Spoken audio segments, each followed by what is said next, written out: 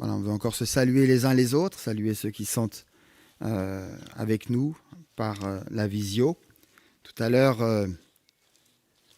Claude nous a parlé d'un ensemble de choses et elle nous a encouragés à sortir, à aller dans les bois, dans les vallées, dans les campagnes. Alors, c'est peut-être aussi la période, on en a parlé du printemps. Alors, j'aimerais évoquer avec vous ce matin un texte empreint de l'évangile de Marc. On en a parlé aussi tout à l'heure, mais c'est un petit peu après l'appel de Lévi avec cette parabole du semeur. Je ne sais pas si vous semez, si vous récoltez ou si vous allez bientôt récolter, mais voilà, c'est un texte qui va aussi dans le climat de nos saisons et peut-être aussi dans nos efforts d'évangélisation qui, elles, eh bien, ces efforts sont permanents. En tout cas, ils doivent l'être tout au long de l'année, avec des variantes, avec des approches différentes, mais on veut rester vigilant. Alors, je vous propose cette lecture.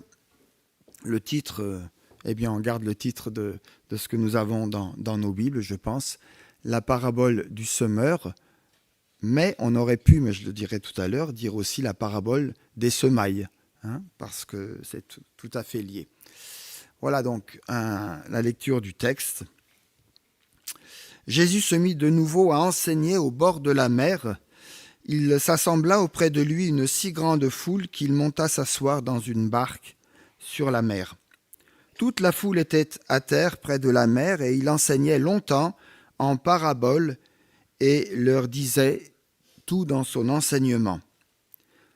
Écoutez, le semeur sortit pour semer. Comme il semait, une partie de la semence tomba le long du chemin. Les oiseaux vinrent et la mangèrent. Une autre partie tomba dans un endroit pierreux où elle n'avait pas beaucoup de terre. Elle leva aussitôt parce qu'elle ne trouva pas de terre profonde. Mais quand le soleil se leva, elle fut brûlée et elle fut brûlée, et sécha faute de racines.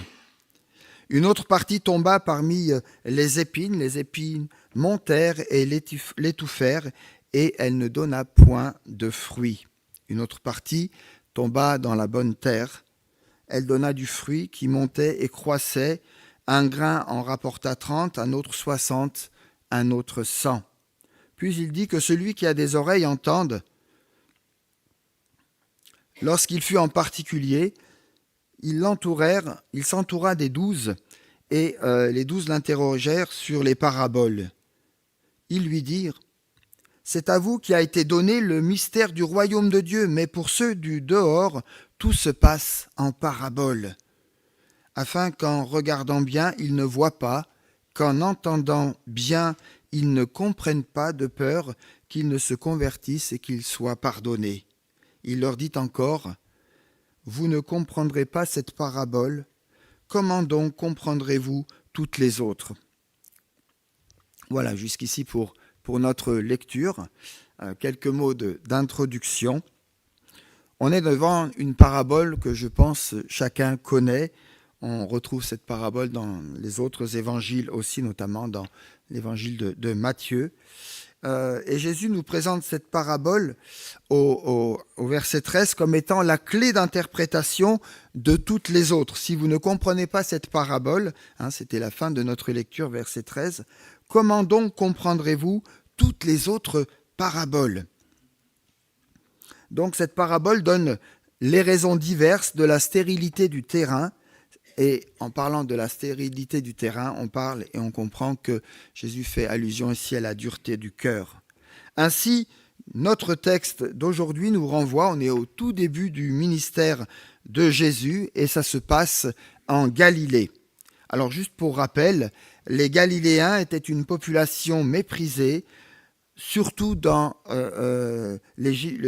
par les Judéens. C'était une région rurale où l'activité de la pêche était importante. On avait aussi malheureusement des pratiques religieuses avec des mélanges empreints de magie ou encore de superstition. Et tout ce qui touchait au monde des démons, des mauvais esprits, imprégnait fortement aussi les mentalités d'alors. Alors ne soyez pas étonnés si Au chapitre 3, quelques chapitres avant notre lecture, eh bien, les scribes venus de Jérusalem viennent accuser Jésus en lui disant qu'il parle et qu'il enseigne sous l'emprise de Belzébul, autrement dit de Satan. Ne soyez pas étonnés de voir encore quelques chapitres plus loin, au chapitre 6, le triste récit de l'échec de l'évangélisation à Nazareth qui nous est rapporté, où Jésus, eh bien, de passage dans sa patrie, nous dit le texte, je lis ici Marc 6, 5, ne put faire là aucun miracle, sinon quelques guérisons de malades en leur imposant les mains. Il s'étonna de leur incrédulité. Incrédulité, Jésus passe, mais il y a peu de bénédictions, peu de miracles. On se représente, je ne sais pas comment vous, quand vous lisez les évangiles, c'est vrai que c'est éclatant, on voit beaucoup de choses que le Seigneur Jésus a réalisées et du coup, on a souvent cette approche de penser que le ministère d'enseignant, de prédicateur de Jésus allait de soi. C'était évident pour lui, même dans sa nature humaine, c'était évident. Eh bien, pourtant, on voit que ce n'est pas si évident que cela et que tous n'ont pas cru en son message, dans sa prédication en tout cas.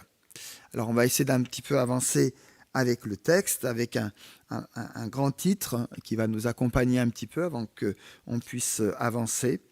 Jésus enseigne la bonne nouvelle. On est là dans quelque chose de très classique. Jésus enseigne la bonne nouvelle, l'évangile. Évangéliser en enseignant. En relisant cette célèbre parabole, la première chose que l'on peut remarquer, c'est que Jésus évangélise en enseignant. C'est au bord du lac de Galilée que Jésus enseigne ceux qui sont venus vers lui. Il parle depuis une barque faisant ici office de chair.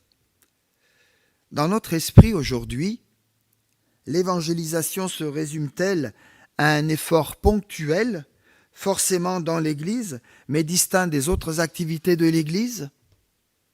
Le culte, les études bibliques, les enseignements et animations bibliques pour les enfants, et on veut bénir les enseignants, les enseignantes, et puis le temps que les enfants connaissent pendant que nous sommes là-haut, eux, ils sont en bas. Les animations, les enseignements bibliques pour les enfants, certaines rencontres ou encore Agape, pour ne citer ici que les principaux événements qui se répètent, sont-ils, à nos yeux, des moyens par lesquels nous pouvons déjà faire connaître l'Évangile à nos amis, à ceux qui nous font confiance et qui cherchent le Seigneur? En sommes-nous toujours convaincus et désireux d'accompagner nos proches dans la sphère de notre Église locale? Il y a là une semence à ne pas négliger si nous voulons voir autour de nous des graines fleurir et porter du fruit, fruit de justice et fruit d'amour pour le Seigneur. Mes amis, tout bon semeur doit croire et croire à la vitalité et à la puissance de Dieu, Dieu qui donne la semence, Dieu qui nourrit, Dieu qui veille à ce que le grain, la graine qui a été plantée puisse porter des fruits. Alors que le Seigneur façonne notre regard, notre façon de faire, notre approche, et que cela puisse être dans les sillages de la moisson du Seigneur, dans ce que le Seigneur veut pour chacun, pour chacune. Alors, cette parabole, elle peut être pour nous comme un moyen, comme un outil. J'ai mis ici en sous-titre la parabole comme méthode interactive. Je ne sais pas si vous parlez beaucoup en parabole. Je ne sais pas s'il y a un livre, il y a quelques livres bien fournis, bien travaillés, les paraboles de Jésus. C'est vrai que c'est un thème intéressant qu'on pourrait ici ou là développer. La deuxième chose que nous pouvons constater dans cette parabole, c'est que dans ce contexte de plein air, Jésus est dehors, donc on a dit sur cette barque, et puis il parle à la foule.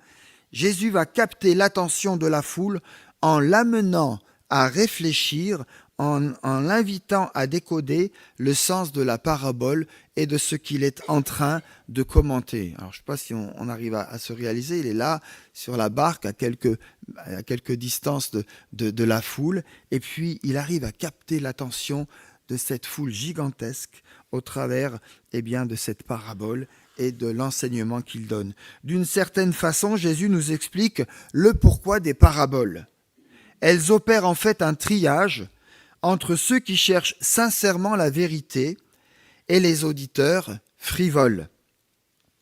En Matthieu 13, 12, nous lisons « Car on donnera à celui qui a, et il sera dans l'abondance, mais à celui qui n'a pas, on ôtera même ce qu'il a. » Les premiers, c'est-à-dire celui qui a, qui met à profit ce qu'il a reçu, finira par comprendre d'autant mieux les vérités que recouvre la parabole et du coup, elles lui paraîtront plus claires, plus accessibles, plus profondes. Et on imagine que cette parabole, ou en tout cas le récit de cette parabole lui fera beaucoup de bien.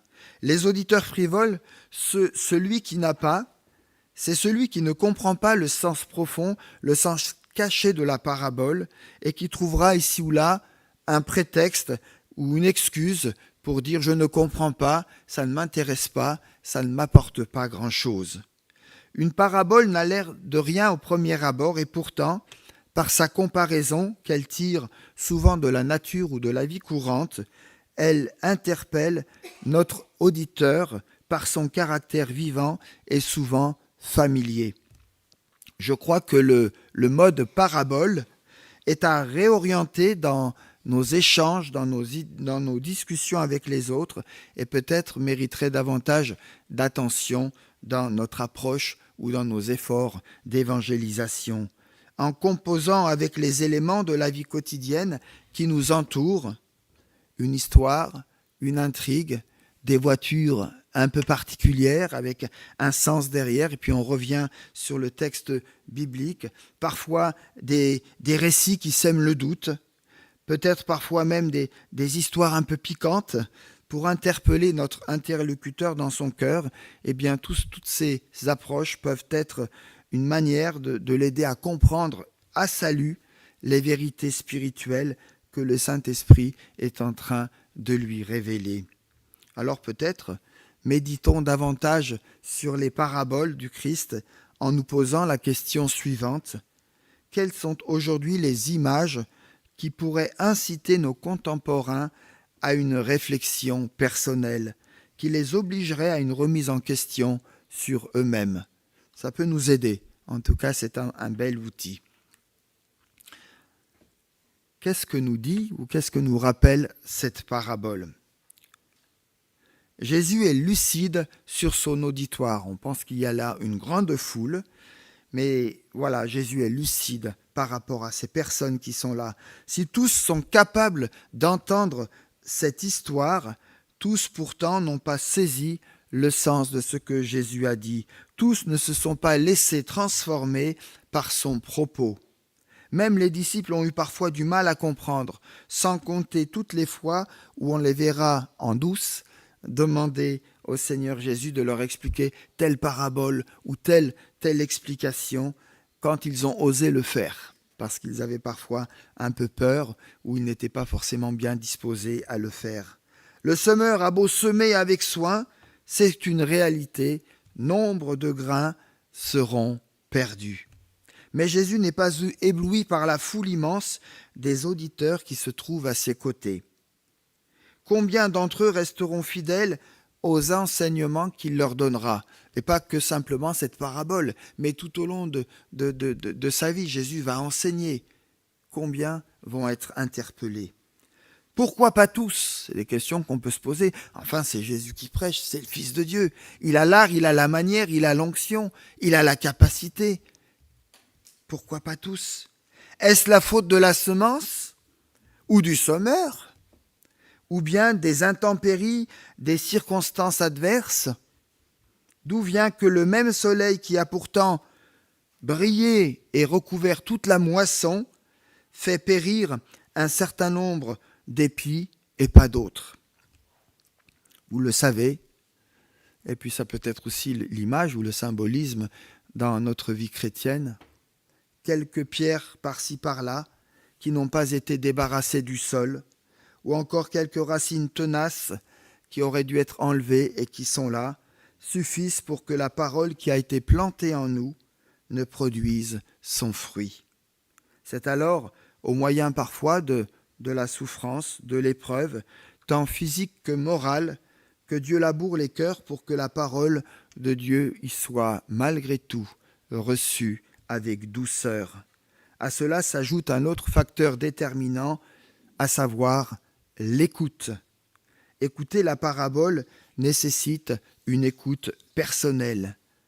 Ce n'est ni la qualité de la semence, ni la technique utilisée par le semeur pour semer qui empêche certains de comprendre, mais bien la qualité d'écoute. Voyez-vous, les secrets du royaume ne seront compréhensibles que pour ceux que Dieu s'est choisis. Ceux-là se repentiront, nous dit la parole de Dieu, et croiront en Jésus-Christ. Les explications de cette différence semblent presque injustes à la première lecture. Pourtant, c'est le sens des versets 11 et des versets 12 où Jésus dit en particulier à ses disciples « Mais pour ceux du dehors, tout se passe en parabole, afin qu'en regardant bien, ils ne voient pas, et qu'en entendant bien, ils ne comprennent rien et que finalement, il ne leur soit pardonné. » C'est un drôle de texte, hein. Ça nous paraît paradoxal, comment Jésus pourrait dire une chose pareille. En tout cas, cela revient à dire que notre disposition intérieure du cœur nous conduira, et c'est ça qu'il faut comprendre dans ce texte, soit à reconnaître la seigneurie du Seigneur Jésus et notre désir d'être pardonné en vue de vivre ce salut éternel, soit notre refus de croire et d'accepter la grâce que Dieu nous a offerte en Jésus-Christ. Et notre disposition de cœur, eh bien, c'est l'un ou l'autre. Lors de l'appel, par exemple, du prophète Ésaïe à la suite des péchés d'Israël, Dieu lui avait déjà annoncé qu'il endurcirait des cœurs et que s'ensuivrait la déportation, puis le retour d'un reste. L'apôtre Paul rappellera cette autre parabole et cette autre parole reprise du prophète Ésaïe lorsqu'à Rome, il invite les Juifs de la ville à l'entendre et que ceux-ci refusent de croire en ce qu'il dit.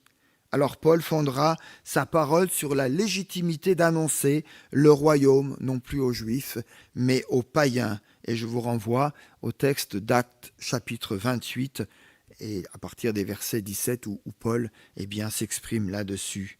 Jean, lui aussi, l'apôtre Jean, interprétera l'endurcissement du peuple de Dieu à la lumière de ce que Dieu avait jadis dit au prophète Ésaïe. On retombe ici dans des textes parallèles, Jean 12, avec le prophète Ésaïe chapitre 9.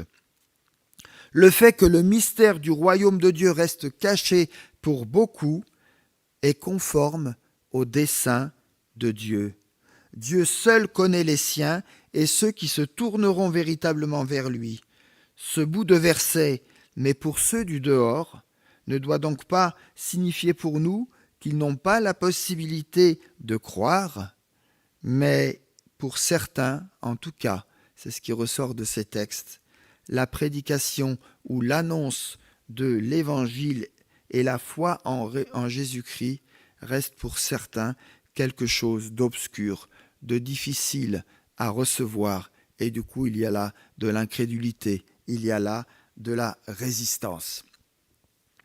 On parlait de la parabole du semeur, on peut aussi parler de la parabole des semailles. Les semailles, cette parabole peut être aussi appelée la parabole des semailles, plutôt que la parabole du semeur, tant le sujet principal de l'histoire se focalise sur la semence qui représente la parole de Dieu, la semence qui représente la parole de Dieu.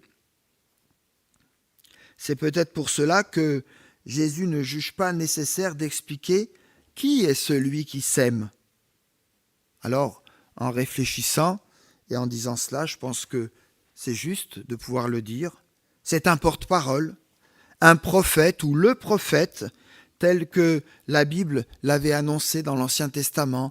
Je vous renvoie à Deutéronome, chapitre 18, verset 18, où Dieu dira à Moïse « Je leur susciterai du milieu de leurs frères un prophète, comme toi. Je mettrai mes paroles dans sa bouche, et il leur dira tout ce que je lui commanderai. » Peu importe, pour l'évangéliste Marc, c'est quelqu'un qui fait son métier, j'ose dire, de semeur. Il sème et il fait bien. Par extension, bien sûr, le semeur, c'est aussi Jésus-Christ et tous ceux qui, en Christ, sont appelés à l'être, c'est-à-dire vous et moi. C'est bien là une des tâches essentielles du chrétien, du disciple, celui de semer. Alors peut-être, je ne sais pas, je nous pose la question, si je ne sème plus, ou si je n'ai plus envie de semer, est-ce parce que j'ai perdu mon premier amour pour le Seigneur ? Ce n'est pas non plus sa technique qui est au cœur du récit. Le semeur répand sa semence à la volée, généreusement, sans pour autant semer n'importe où. Il sait qu'il y aura forcément, ici ou là, un peu de perte. Toutes les graines ne produiront pas d'épis, et celles qui en produiront ne produiront pas des épis d'égale grosseur. Jésus veut montrer la générosité que Dieu a lorsqu'il jette cette semence pour que tous puissent en profiter. Ce qui fait la différence, c'est le terrain où ces graines vont tomber. Nous sommes prompts à choisir les bons coins où nous voulons semer. Je ne sais pas comment vous évangélisez, si dans votre secteur, dans votre quartier, avec vos amis, avec des gens qui vous connaissent, où vous êtes plus à l'aise, et ce n'est pas forcément mauvais, mais il ne faudrait pas se cantonner qu'à cela. Mais nous avons quand même tendance à choisir ces zones, ces endroits où l'évangélisation est peut-être plus facile pour nous. Des endroits où nous savons que nous pouvons témoigner, ou que nous allons être écoutés, ou en tout cas entendus. Jésus, lui, nous envoie dans son champ avec le seul souci, c'est que ce champ soit ensemencé, à droite, en haut, à gauche, devant, derrière, peu importe le lieu, pourvu que nous puissions semer la bonne parole. La nature du sol et sa réaction ne sont pas notre problème. Et parfois, nous passons beaucoup de temps avec cela et nous oublions le facteur de semer. Ce qui nous est demandé, c'est de semer abondamment, sans préjugés, sans retenue. Ceci me ramène à dire que par ta vie, par tes paroles, tu peux semer quelques graines, quelques germes d'amour, des graines, des germes qui vont peut-être changer, qui vont peut-être ici être là, des signes d'espérance. On a parlé tout à l'heure de l'espérance, que le Dieu de l'espérance vous remplisse de toute paix, de toute joie, dans la foi, afin que vous puissiez grandir dans l'espérance. C'est un beau texte. Alors, quelques mots, je ne m'attarderai pas parce que beaucoup de choses ont été dites et ce n'est pas forcément le plus important, c'est simplement de savoir finalement dans quel état est mon cœur ce matin. Les terrains. Il y en a 4. Combien de fois ai-je entendu dire, mais je pense que je ne suis pas le seul, si l'évangile ne pénètre pas dans les cœurs, c'est à cause du diable, c'est à cause de Satan. Certes, il ne désire le salut de personne, mais cette parabole nous montre aussi qu'il n'y a pas que le diable qui empêche la semence de porter du fruit. La semence qui tombe le long du chemin et qui tout de suite est mangée par les oiseaux, désigne sans doute dans la pensée de Jésus ces Galiléens qui se sont approchés des foules qui venaient à lui. Des personnes qui sont venues, qui ont entendu, qui se sont approchés du Seigneur Jésus. Mais dans quel état d'esprit ? Par curiosité, ils ont prêté un instant une attention à ce que Jésus disait, mais ils se sont vite retournés à leur quotidien où Jésus était totalement absent. Voyez-vous, Dieu donne la vie, mais l'homme est toujours libre de la refuser. Dieu nous donne des solutions, mais nous sommes toujours libres de refuser. Dieu nous donne des promesses, des avertissements, des exhortations, des choix de vie, des interdictions, mais le choix nous revient toujours. Si notre environnement est si peu marqué par l'Évangile, ce n'est pas seulement parce que la parole de Dieu n'est pas assez abondamment semée. Et tout à l'heure, un frère a prié pour l'Église persécutée. pour ces chrétiens qui ont ensemencé, et parce qu'ils ont ensemencé, sont en danger, mais ils continuent par leur témoignage à ensemencer. Donc ce n'est pas parce que la semence n'est pas assez diffusée que l'évangile n'est pas assez prêché, mais c'est surtout, me semble-t-il aussi, parce qu'elle n'est pas accueillie là où elle est semée. Ce n'est pas que la faute des chrétiens, ce n'est pas que la faute de l'Église. Il y a aussi la responsabilité de chacun lorsque cette parole, lorsque cette semence, lui est donnée généreusement, abondamment. Ceux qui reçoivent la parole comme la semence qui tombe sur un sol rocailleux sont ceux qui s'enthousiasment pour Jésus. Mais dès que les déceptions et difficultés de la vie arrivent, ils laissent tout tomber. Jésus a souvent été abandonné par certains de ses disciples, comme des disciples pourtant qui l'avaient suivi. Marc peut avoir ici à l'esprit certains chrétiens de Rome pour qui il rédige cet évangile. Ils étaient tout feu tout flamme lorsqu'ils ont entendu la prédication de Jésus, la bonne nouvelle, mais que surviennent toutes sortes de difficultés, qu'arrive la persécution. Ils rejettent l'évangile, abandonnent le Christ. Cette triste réalité n'est malheureusement pas absente dans l'Église de Jésus-Christ, où plusieurs ont abandonné leur assemblée, peut-être perdu leur foi, négligé la lecture assidue de la parole de Dieu. Voyez-vous, il ne suffit pas d'accueillir la parole de Dieu avec joie, il faut encore qu'elle prenne racine. Une fois la parole entendue, ma responsabilité est de l'enraciner profondément en moi. Ces racines profondes vont me permettre alors de résister à l'heure de la sécheresse, parce qu'il y aura de la sécheresse, même si on attend la pluie dans certains coins de France. À l'heure où ma foi va être éprouvée, j'ai besoin que cette parole soit profondément enracinée en moi pour que je puisse non pas entendre la voix du malin, mais la voix du Seigneur Jésus qui me dit « Voilà le chemin, voilà la direction, voilà ce qu'il faut faire, voilà ce qu'il ne faut pas faire, voilà ce qu'il faut corriger, voilà ce qu'il faut continuer de faire. »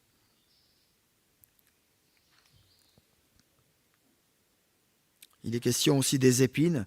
Ceux qui reçoivent la parole comme la semence qui tombe dans les épines représentent ceux qui laissent les inquiétudes, l'attrait trompeur des richesses et d'autres désirs encore prendre le dessus. La semence germe, mais elle est étouffée et ne peut porter du fruit. Les épines représentent souvent, mais pas que, l'usure du temps et la séduction du monde. L'usure du temps, le temps qui revient, le temps avec sa routine, le temps avec ses ras-le-bol, le temps avec ça ne changera pas, le temps avec j'en ai marre, le temps avec j'aimerais que ça change, le temps avec ah mais avant c'était mieux. Les épines. Et puis l'usure, c'est aussi peut-être de se laisser, je dis bien peut-être, il y a des bonnes usures d'ailleurs, parce que ça permet de renouveler, de changer. L'usure, c'est peut-être de nous laisser progressivement influencer par les valeurs du monde, les valeurs de la société, jusqu'à considérer que l'évangile, finalement, n'est plus si important pour moi. Ça, c'est une usure dangereuse. Pourtant, les épines, les cailloux, le bord du chemin, tout cela ne doivent pourtant pas nous décourager. On en trouvera, et ça fait partie de la vie, ne doivent pas nous décourager de semer, car le semeur sait que, dans tous les cas, la bonne terre produira. Et quelle récompense Dieu nous promet. Eh bien, de ces petites graines, il y aura productivité, parce que c'est le Seigneur qui fera grandir. Et puis, on a enfin cette bonne terre que nous retrouvons ici au verset 20. Celle où la parole va porter du fruit. Jésus désigne par là ceux et celles qui l'écoutent, qui comprennent cette parole et qui la mettent en pratique. Écouter, comprendre, il vaut mieux, et puis mettre en pratique. La bonne terre, finalement, qu'est-ce qu'on pourrait dire? Il y a beaucoup de choses qui ont été dites. Moi, je vous propose une petite réponse. La bonne terre, c'est finalement tous ceux et celles, tous ceux simplement, qui se sont reconnus dans les 3 autres terrains et qui ont accueilli la parole pour se laisser transformer par elle. Chers amis, c'est le fait de porter du fruit qui est le signe de l'accueil de la parole. Nous retrouvons ici un autre texte qu'on pourrait mettre en parallèle, le message de la parabole, vous savez, des 2 maisons que Jésus donnera à la fin de sa prédication sur la montagne, où celui qui a bâti sa maison sur le roc est celui qui a entendu les paroles de Jésus et qui l'a mise en pratique. Entendre et mise en pratique. Celui-là a une maison qui résiste et qui résistera aux tempêtes de la vie. Une graine en donne 30, une autre 60, une autre 100. Ce verset 8 de notre texte est une réelle promesse pour nous tous. Pourquoi ? Parce que si je soigne mon écoute et que je m'applique à vivre la parole de Dieu, les fruits me sont promis. C'est même pas moi qui les fait les fruits, c'est même pas moi qui les fait abonder, c'est la promesse du Seigneur. On devient porteuse de fruits et nos fruits sont multiples et variés. Quels sont ces fruits ? On peut en imaginer plusieurs. En tout cas, l'Épître aux Galates nous parle des fruits de l'esprit ou du fruit de l'esprit: amour, joie, paix, patience, bonté, bienveillance, foi, douceur, maîtrise de soi. Ça, ce sont aussi des fruits qui sont puissants dans le service et dans la vie chrétienne. Qu'est-ce qui fait que la terre va être fertile ? La parole de Dieu nous dit qu'elle est toujours féconde et que c'est Dieu qui va fertiliser notre cœur si nous recevons cette parole. Si nous la recevons, cette parole va produire du fruit comme on vient de le dire. Alors ceci nous interpelle. Qu'en est-il de mon cœur et de sa disposition aujourd'hui ?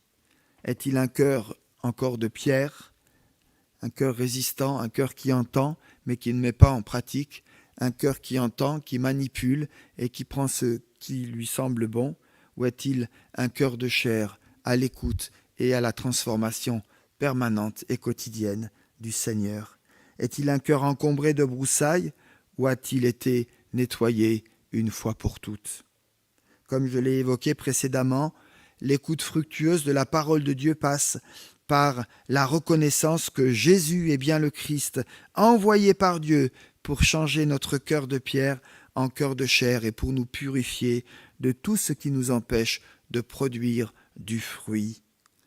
Il a offert pour cela sa propre vie pour nous tous. C'est lui qui guérit l'homme de sa surdité naturelle et spirituelle et qui lui donne non seulement de pouvoir l'écouter, mais encore de le comprendre et de se laisser transformer par cette parole qui transforme une vie à l'image d'une terre fertile qui va produire une récolte abondante. C'est là, mes amis, que se trouve le secret d'une vie fructueuse. Alors un mot de conclusion. Dieu accomplit souverainement son plan de salut. Qu'on y participe ou pas, qu'on y croit ou pas, Dieu a son plan et personne ne l'arrêtera. Dieu utilise son Église, mais Dieu accomplit souverainement son plan de salut.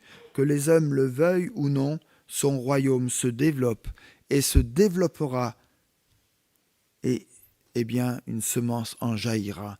Plusieurs se tourneront, tous ceux que le Seigneur aura attirés et qui l'auront reçu comme Seigneur et Sauveur.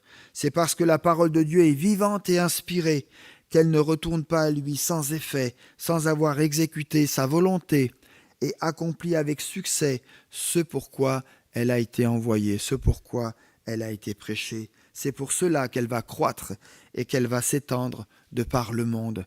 Et Dieu nous utilise et Dieu nous choisit, nous qualifie pour cela aussi. Et comme la toute petite graine de moutarde, une fois mise en terre, elle va devenir la plus grande plante du potager. Ainsi sont les modestes débuts du royaume qui annoncent pourtant son épanouissement futur, qui dépassera tout ce que les uns et les autres auront pu semer. Alors semons, et Dieu bénira cette semence. De la petite poignée de disciples qui ont cru en Jésus, il y a un peu plus de 2000 ans, est issu aujourd'hui un peuple nombreux, l'Église avec un E majuscule, une communauté de croyants, de croyantes rétablie sur toute la surface de la terre. Annoncer l'Évangile n'est pas une garantie qu'il soit reçu de tous. Nous ne sommes pas plus grands que notre Maître. Mais à sa suite, notre vocation est de semer la parole de Dieu et de la semer généreusement dans le temps présent, car Jésus est le roi qui maîtrise toutes choses pour que cette parole soit féconde. Ce roi revient bientôt, le Seigneur revient bientôt, mais en l'attendant, levons-nous et semons comme de sages semeurs. Que cette parole de vie s'enracine déjà pour nous-mêmes aujourd'hui, profondément, dans notre cœur, pour qu'elle puisse développer les fruits que le Seigneur veut en chacun de nous, la transformation, la métamorphose de nos vies. Que cette prodigieuse fécondité de la parole nous encourage aussi dans nos efforts d'évangélisation, mais aussi dans le plus ordinaire de nos journées, dans ces petites occasions où on se dit « mais j'ai pas dit grand-chose, j'ai pas fait grand-chose ». Ça, ce n'est pas à nous de le juger. Continuons de semer. Que cette parole ravive aussi en nous notre joie de semer largement ce message d'espérance et de vie abondante. Message de vie abondante dans la présence et l'assistance de l'Esprit qui veut nous montrer que la parole de Dieu ne retourne pas à lui sans effet. Si vous avez fait attention, Jésus a commencé cette parabole en disant « Écoutez ». Il la termine en interpellant ses auditeurs sur la façon dont ils ont entendu. Une leçon pour nous aujourd'hui.